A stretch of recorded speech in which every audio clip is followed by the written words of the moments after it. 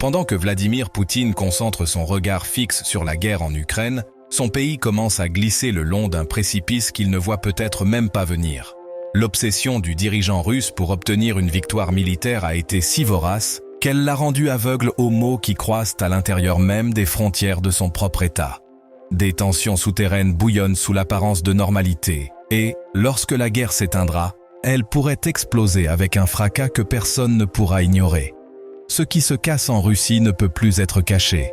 Et bien que Poutine tente encore de maintenir le masque du contrôle absolu, le mécanisme qui le soutient est en train de faillir.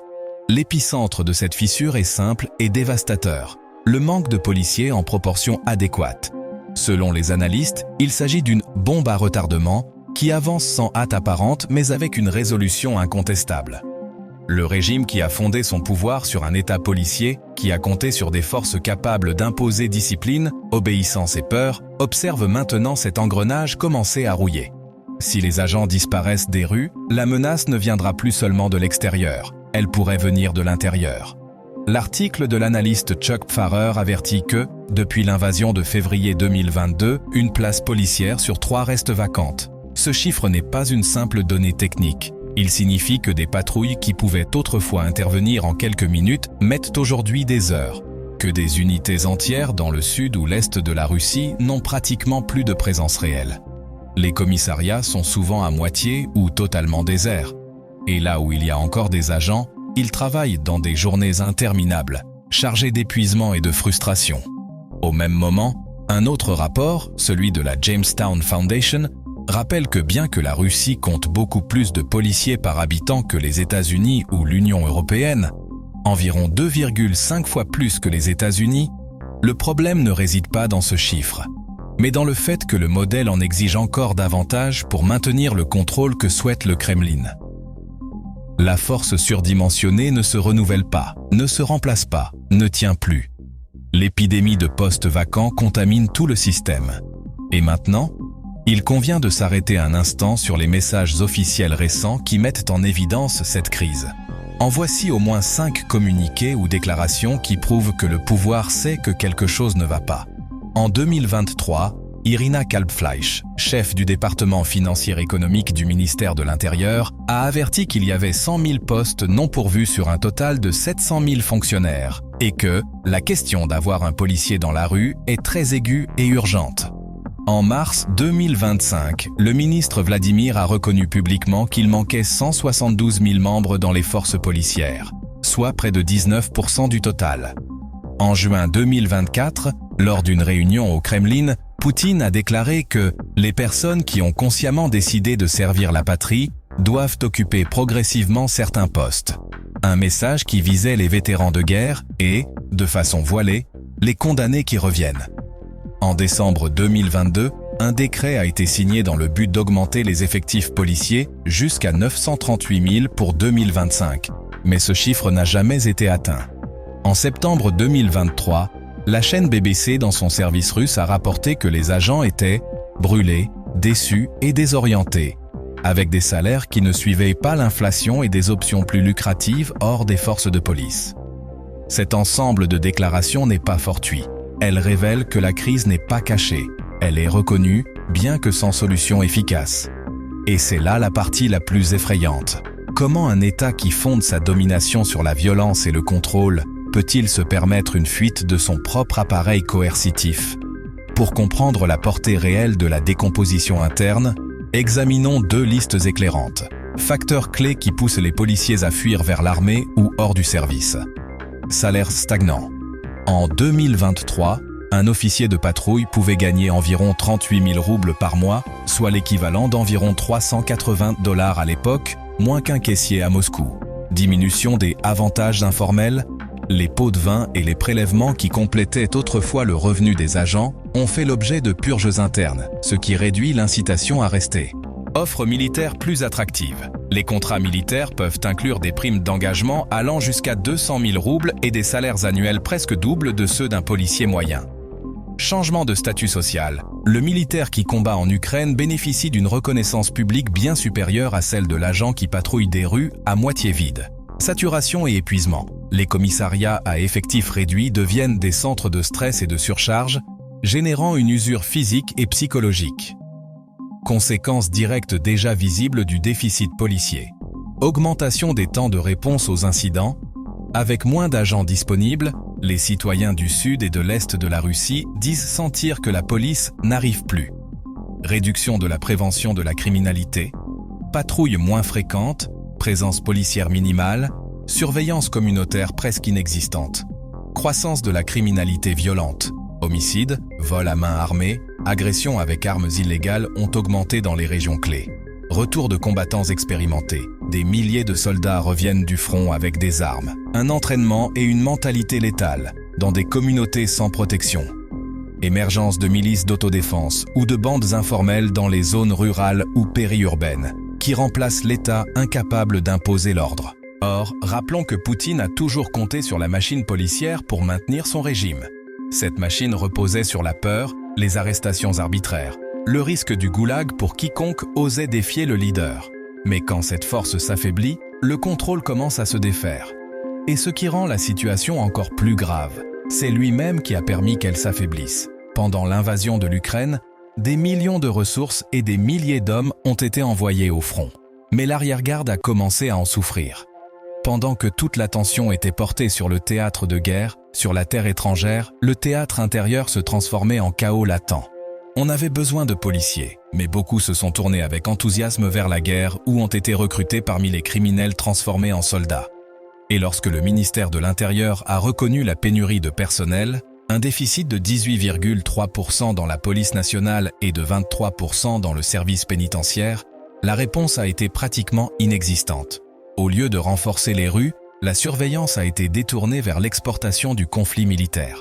Le résultat est que le contrôle intérieur se relâche et que le danger interne croît. Il est important que nous comprenions, il ne s'agit pas seulement de statistiques froides. Derrière ces chiffres, il y a des rues où plus aucune patrouille ne passe, des quartiers où se taire se paie par la peur, des régions où les armes apparaissent plus souvent, des émeutes qui sont contenues trop tard ou pas du tout. Et comme le souligne Pfarrer, quand il y a moins de policiers, les temps de réaction aux incidents s'allongent et la police préventive a chuté. Pourquoi cela est-il arrivé? Parmi plusieurs raisons, on distingue les bas salaires de longue date, des salaires qui ne suivent pas l'inflation, déjà dénoncés en 2023 par la BBC. Un officier interrogé depuis la région de Rostov a confié « À l'époque, je gagnais 50 000 roubles. Mais maintenant, après l'inflation, ça ne suffit plus. » Et ceux qui possédaient l'expérience, la formation, l'aptitude à patrouiller, au lieu de rester, sont partis. Certains conduisent désormais des taxis, d'autres travaillent comme coursiers. Ils gagnent le double de ce qu'ils touchaient comme officiers de police. Avec un salaire de 38 000 roubles par mois, moins de 400 $, les candidats préfèrent d'autres voies. Et la voie militaire est la plus évidente. Là-bas, les incitations financières sont bien plus importantes, tout comme la notoriété sociale. De plus, les rangs de la police se vident encore davantage du fait que le profil idéal tant pour les forces policières que pour l'armée est le même jeune homme qui préfère aujourd'hui l'uniforme militaire. Par ailleurs, les hommes qui autrefois se seraient enrôlés comme officiers de police se trouvent souvent aujourd'hui au front ou occupés à des tâches militaires. Le facteur des vétérans qui reviennent du front ajoute un autre niveau de risque. On estime que plus d'un demi-million de soldats ont déjà effectué une rotation de retour en Russie depuis le début de l'invasion. Beaucoup reviennent avec des blessures, physiques, mentales, avec des armes, un entraînement, du ressentiment. Et certains d'entre eux ont déjà commis des crimes graves.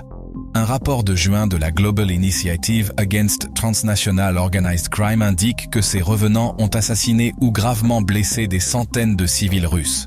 Un officier de police en Russie, identifié sous le nom de Grigory, a raconté un épisode glaçant. Il y a 4 ans, je l'avais fait condamner à 7 ans. Et le voilà de nouveau devant moi qui me dit « Tu ne pourras rien faire, agent. Maintenant c'est notre tour. Le tour de ceux qui ont versé leur sang dans l'opération militaire spéciale. » Cette confrontation symbolique résume le renversement de pouvoir. Les soldats revenus, y compris les criminels graciés envoyés au front, se sentent maîtres de l'avenir. Pendant ce temps, l'État qui aurait dû les contenir n'a plus la force suffisante pour le faire. Dans cette équation, la guerre que Poutine mène en Ukraine devient le carburant d'un incendie interne monumental. Car les hommes qu'on envoie combattre, peut-être mourir, peuvent revenir avec de la haine, des armes et la conviction qu'ils n'ont plus rien à perdre. Le système policier n'est pas préparé à cette avalanche. Et quand on ajoute à tout cela la crise d'alcoolisme, un vieux stéréotype russe qui se confirme désormais avec une augmentation notable depuis janvier 2024, le tableau devient encore plus sombre. Deux vecteurs de déstabilisation se rejoignent. Des hommes armés, expérimentés, pleins de rancœur, et une société où la désolation, la brutalité, le chaos de la guerre ont miné la trêve intérieure. Alcool plus armes plus vite de pouvoir égale combinaison explosive. Poutine pourrait disposer de 3 voies pour arrêter l'implosion, mais jusqu'à présent il les ignore. Il pourrait, augmenter réellement les salaires et les conditions des policiers. 2. Recruter les vétérans et proposer des programmes de réinsertion avec de vraies incitations. 3. Ou tenter d'étouffer toute violence organisée par l'appareil d'État, comme il l'a fait avec la rébellion du groupe Wagner en 2023. Mais les 2 premières options n'ont quasiment pas commencé, et la 3e suppose d'utiliser les mêmes moyens répressifs qui sont déjà brisés. Le décret de 2022 s'était fixé un objectif précis, atteindre 938 000 policiers d'ici 2025. Mais non seulement ce chiffre n'a pas été atteint, mais aucune voie claire n'a été tracée pour motiver les vétérans, encore moins pour transformer d'anciens condamnés en fonctionnaires de l'ordre. Le système était censé les absorber, mais en pratique, ceux qui reviennent trouvent des emplois moins bien payés et moins respectés que l'uniforme qu'ils ont laissé à la guerre. Et voici venu le moment le plus critique. Imaginez que la guerre s'achève demain. Il n'y aura pas de retrait progressif et doux. Il y aura un basculement. Des dizaines de milliers de soldats rentreront massivement dans le pays. On estime que des centaines de milliers d'autres se trouvent encore à l'étranger, prêts à revenir dès l'ordre donné.